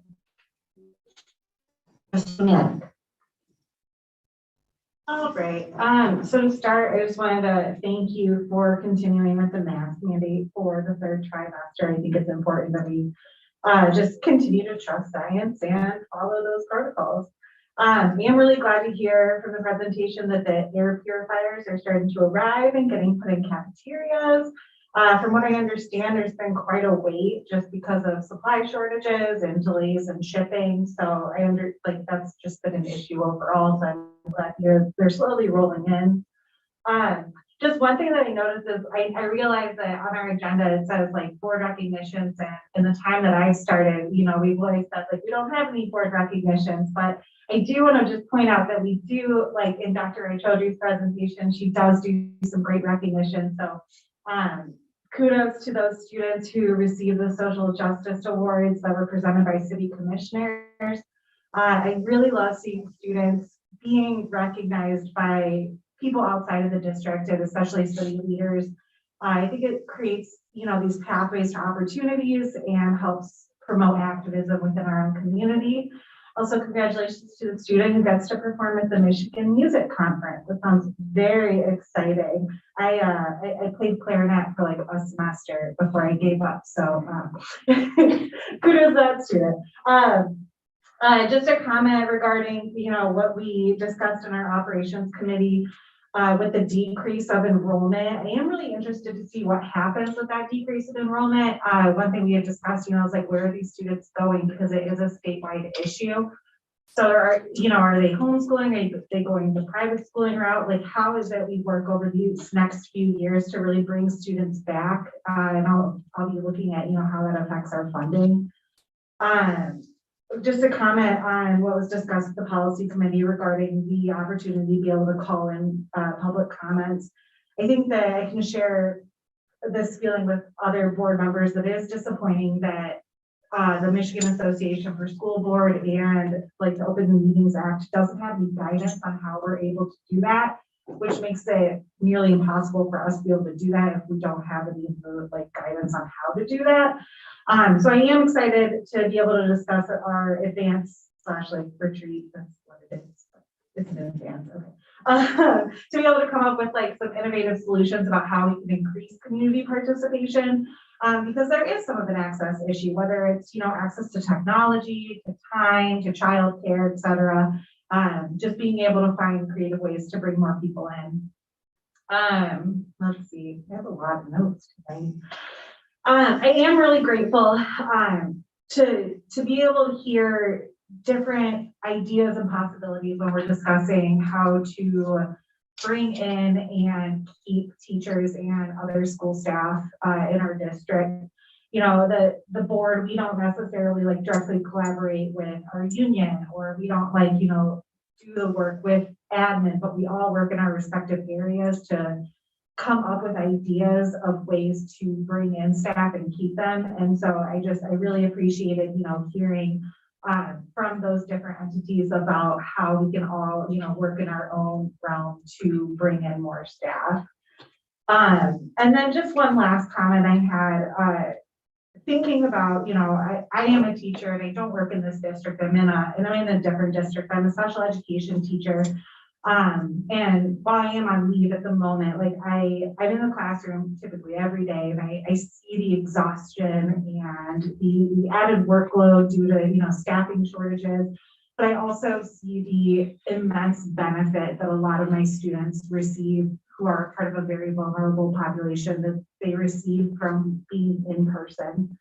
And I think that all of these things can exist at the same time. I think that that's what makes it so difficult, is that because there are challenges and there's also, you know, great strides to be made with our in-person learning. You know, I am not an expert at running a district, nor am I an epidemiologist. So I don't have those solutions. But I do understand the weight that these decisions hold, and I am really grateful for the leadership that we have in this district, that they're doing to mitigate spread, but while also providing, you know, the best high quality education that is possible. So I just wanted to acknowledge just the weight and the responsibility that I recognize that these decisions that, you know, Dr. Chaudhry and your leadership team has to make every day, and you know, I'm glad it's not me. So thank you. Thank you. Trustee Hill.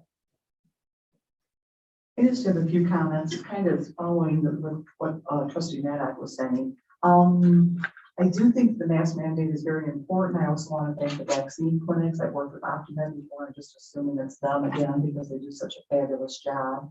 The Roy Norris band student, go Roy Norris. I had 2 kids in band. Yes, and the MLK students who were honored at City Hall, I recognize many last names, although the children have grown. The last time I saw one, I actually held that baby. I know the teachers are exhausted. I know nurses are exhausted. There is no easy answer for patients. We're all running out of patients because we're all tired. And when we're tired, we get scared, and we tend to believe whatever's out there on Facebook, or it's so exhausting, and it's so easy to fall into something and let that roll and then let it take you over. But what I'm saying is, I'm assuming most people have children. Hold your child, know that we're taking care of them, know that we're trying to do the best for them. Trust the people who are in charge. Their thing every day of this. Our leaders realize the weight of what's going on in the world right now. And we do get packed with people who come to the microphone and talk. We usually do that in the lobby afterwards. Just wanted to throw that out there if anybody hung out a little bit. Thank you. Trustee Bridget. Just really want to acknowledge our staff and teachers. I really appreciate Amanda Miller coming forward with her letter. You know, I, for one, consider teachers to be frontline workers, to be essential workers. And I think the work that they do is just absolutely critical, right? And you know, and looking at the things you're asking for, I mean, I'm not sure. You know, some of this stuff probably requires looking at the contract with the union. But I certainly stand in support of teachers making more money, and for you know, looking at how we can better attract and retain. You know, part of this is a money issue, part of it is a benefit issue, but I think a lot of it is just a body issue. There's just fewer people, and I think that we have done a terrible job culturally building up our teachers, and because of that, I think we have fewer people interested in going into the profession. You know, I have a daughter. My youngest is looking to be a teacher, and you know, and we're encouraging her to pursue that. But it's eyes wide open, and it's in recognition of the challenges that she's likely going to be facing as she moves into it. So hats off to the teachers, hats off to the students who are enduring an incredibly traumatic period in time and in life. Who would want this for your high school? Stuff. This isn't what anybody plans for when they walk into high school, right? And yet here we are, and we're having to have really difficult conversations and feelings around things that are just really, really difficult to plan for and to control. And so, I appreciate, you coming forward. I know that you stand in front of a large group of people. It's just two of you here tonight, but it's more than that. I appreciate that. And yet in person, I do have to, say that I do support in-person education. I think that's where our students benefit the most. And people have to make individual decisions as to how they can best protect themselves, and just, follow the protocols as best you can. I do think we're closer to the end of our COVID period than we are to the beginning, with any luck at all. We're seeing it in our industry. What does that mean? Does that mean weeks or months? Hopefully not a year anymore. So, keep on keeping on. I guess. Thank you. And I'll go last again.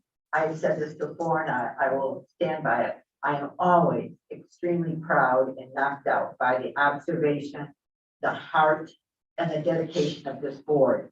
From each of the speakers, you heard specific things that they listened to from the podium, that they listened to from other communications that they've had.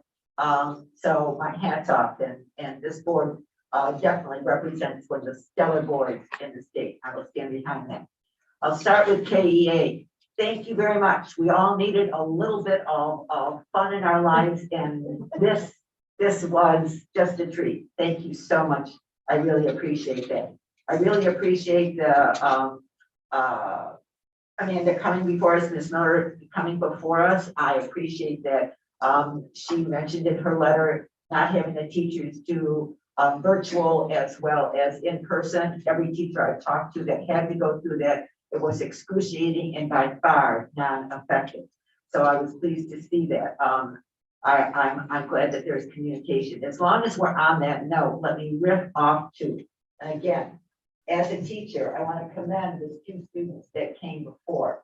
And back when I was a student, I've been to social justice for my entire existence. And there were walkouts. There's been walkouts when I taught. There's always been walkouts. It's a form of expression, and it has emphasis, it has impact, and it's part of what's going on. There always are benefits to it, and there always are risks involved, and there are plans in place. So I appreciate your concerns. I'm extremely respectful of you coming forward. You were very articulate at the podium.